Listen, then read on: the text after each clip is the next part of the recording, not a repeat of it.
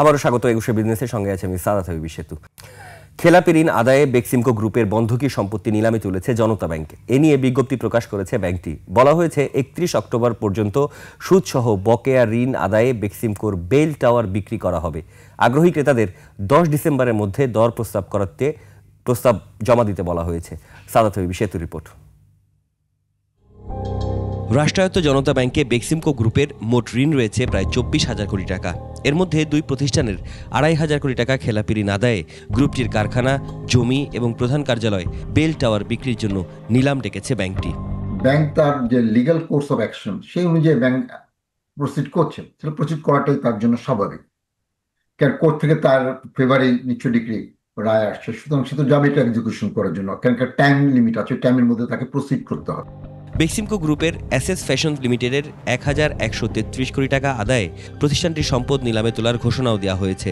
গত ৩১ অক্টোবর পর্যন্ত প্রতিষ্ঠানটির জনতা ব্যাংকের খেলাপি ঋণের পরিমাণ ছিল ১,১৩৩ কোটি টাকা। We are passing through the transitory period, এবং কোনোটাই কিন্তু কেউ কিন্তু চিন্তা ভাবনা করে আগাবে না, কিন্তু সিচুয়েশন কিন্তু এরকম প্রিকারিয়াস সিচুয়েশন। নেক্সট ইলেকশন হবে, পলিটিক্যাল গভর্নমেন্ট আসবে, তার নীতি নির্ধারণই কি হবে, দ্যাট ইজ অ্যানাদার চ্যাপ্টার।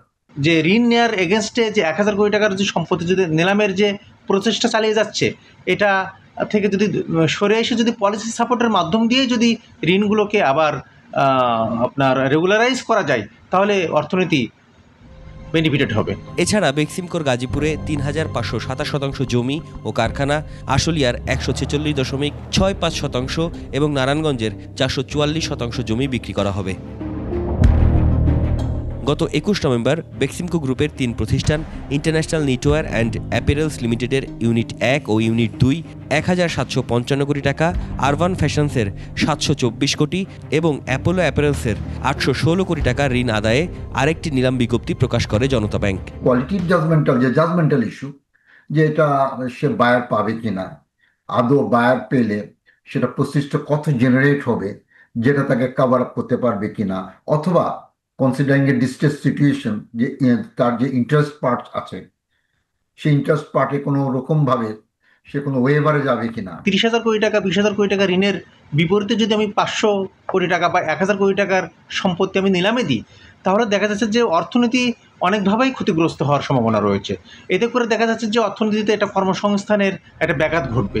এদিকে ঋণ সংকটে বন্ধ হওয়ায় বেক্সিমকো টেক্সটাইল কারখানা লিজ নেওয়ার প্রক্রিয়ায় রয়েছে জাপান বাংলাদেশি প্রতিষ্ঠান রিভাইভাল আর যুক্তরাষ্ট্রভিত্তিক প্রবাসী বাংলাদেশি প্রতিষ্ঠান ইকোমিলি। সাদাত হাবিব সেতু, ২১ টেলিভিশন, ঢাকা। দুর্নীতির মাধ্যমে অর্জিত সম্পদ নিরাপদে লুকিয়ে রাখার মাধ্যম হয়ে উঠছে ব্যাংকের লকার।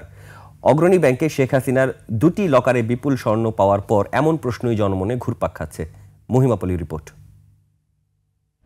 ব্যাংকের সেফ ডিপোজিট হচ্ছে লকার সার্ভিস, আন্তর্জাতিকভাবে লকার সার্ভিস স্বীকৃত। কিন্তু বাংলাদেশে কি লকার সার্ভিসের অপব্যবহার হচ্ছে? বিশেষ করে দুর্নীতির মাধ্যমে অর্জিত সম্পদ ব্যাংকের লকারে জমা হচ্ছে কিনা, এমন প্রশ্নই উঠছে। রাজধানীতে অগ্রণী ব্যাংকের ২টি লকারে সাবেক প্রধানমন্ত্রী শেখ হাসিনার ৮৩২ ভরি স্বর্ণ উদ্ধারের পর ব্যাপক আলোচনায় লকার সার্ভিস।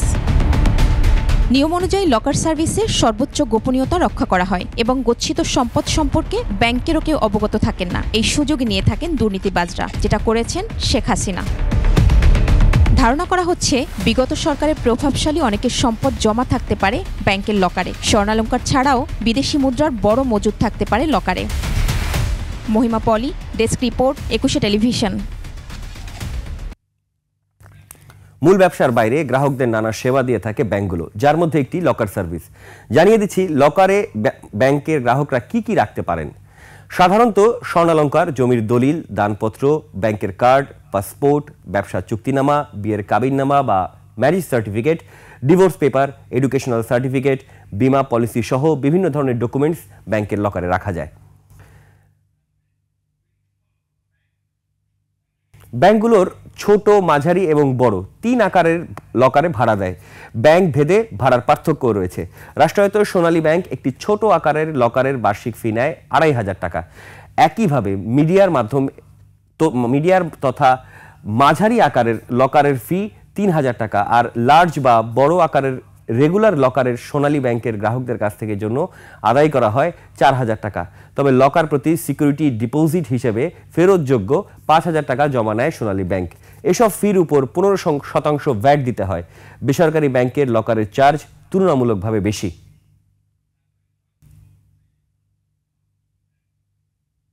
ব্যাংকের লকারে দুটি চাবি থাকে।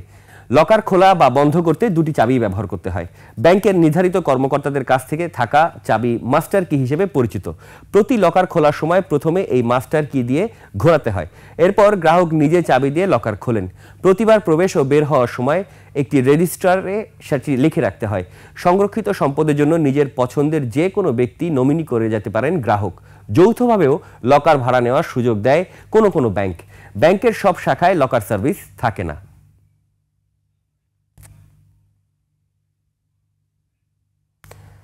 এবার এশিয়ার প্রধান শেয়ার বাজারের খবর জানাবো। সূচকের ঊর্ধ্বমুখী প্রবণতা দেখা যাচ্ছে এশিয়ার বেশিরভাগ পুঁজিবাজারে। জাপানের পুঁজিবাজারে নিকি সূচক বেড়ে সে 899 পয়েন্ট বেড়ে দাঁড়িয়েছে 49,549 পয়েন্ট। বেড়েছে হংকংয়ের শেয়ার বাজার হ্যাংসেংয়ের সূচকও 118 পয়েন্ট বেড়ে অবস্থান করছে 26,013 পয়েন্টে। বেড়েছে সিঙ্গাপুরের এসটিআই এর সূচকও, এটি 26 পয়েন্ট বেড়ে অবস্থান করছে 4,512 পয়েন্টে। চীনের শেয়ার বাজার সাংহাই কম্পোজিটের ইন্ডেক্সের অবস্থান 3,865 পয়েন্টে অবস্থান করছে, যা আগের দিনের থেকে 4 পয়েন্ট কম। বোম্বে সেন্সেক্স 30 ইন্ডেক্স দেখা যাচ্ছে ঊর্ধ্বমুখী প্রবণতা। সেন্সেক্সের সূচক 823 পয়েন্ট বেড়ে অবস্থান করছে 85,410 পয়েন্টে। কমেছে থাইল্যান্ডের থাই স্টক এক্সচেঞ্জের সূচক, এটি 1 পয়েন্ট কমে 1,226 পয়েন্টে দাঁড়িয়েছে। এখন জানিয়ে দিচ্ছি আন্তর্জাতিক বাজারে জ্বালানি তেলের মূল্য পরিস্থিতি। বিশ্ববাজারে জ্বালানি তেলের দাম বেড়েছে। জানুয়ারি 2026-এ সরবরাহ চুক্তিতে ক্রুড অয়েল ব্রেন্ট ব্যারেল প্রতি বিক্রি হচ্ছে 62.72 ডলারে, যা আগের দিনের চাইতে 0.24 ডলার বেশি। এবার জানাবো আন্তর্জাতিক বাজারে সোনা ও রূপার দাম। আন্তর্জাতিক বাজারে বেড়েছে স্বর্ণের দাম। প্রতি আউন্স স্বর্ণ বিক্রি হচ্ছে 4,147 ডলারে, যা আগের দিনের চাইতে 17.19 ডলার বেশি। বেড়েছে রূপার দামও। প্রতি আউন্স রূপার বিক্রি হচ্ছে 51.82 ডলারে, যা আগের কার্যদিবসের থেকে 0.35 ডলার বেশি। এদিকে দেশের বাজারে অপরিবর্তিত রয়েছে স্বর্ণ আর রূপার দাম। 22 ক্যারেটের প্রতি গ্রাম স্বর্ণ বিক্রি হচ্ছে 17,847 টাকায়, আর একই মানের প্রতি গ্রাম রূপা বিক্রি হচ্ছে 364 টাকায়। এবার টাকার সঙ্গে প্রধান আন্তর্জাতিক বিনিময় মুদ্রার হার জানাবো। আন্তঃব্যাংক লেনদেনে আজ ব্যাংকগুলো মার্কিন ডলার কিনছে 122 টাকা 80 পয়সায়, বিক্রি করছে 122 টাকা 85 পয়সায়। ব্রিটিশ পাউন্ডের ক্রয় মূল্য 159 টাকা 24 পয়সা এবং বিক্রয় মূল্য 166 টাকা 38 পয়সা। ইউরোর ক্রয় মূল্য 140 টাকা 56 পয়সা, বিক্রি মূল্য 146 টাকা 60 পয়সা। জাপানি ইয়েন বিক্রি হচ্ছে 74 পয়সায় আর বিক্রি হচ্ছে 81 পয়সায়। এদিকে ব্যাংকগুলো কানাডিয়ান ডলার কিনছে 86 টাকা 13 পয়সায়, বিক্রি করছে 89 টাকা 14 পয়সায়। ভারতীয় রুপির ক্রয় মূল্য 1 টাকা 29 পয়সা, বিক্রি হচ্ছে 1 টাকা 46 পয়সায়। সৌদি রিয়েলের ক্রয় মূল্য 32 টাকা 37 পয়সা এবং বিক্রয় মূল্য 33 টাকা 14 পয়সা। মালয়েশিয়ান রিঙ্গিত ক্রয় হচ্ছে 29 টাকায় আর বিক্রি হচ্ছে 29 টাকা 29 পয়সায় ক্রয় হচ্ছে, বিক্রি হচ্ছে 30 টাকা 20 পয়সায়।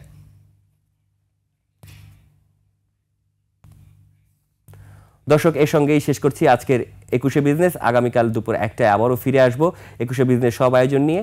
দেখার আমন্ত্রণ রইল। 21শে সঙ্গেই থাকুন।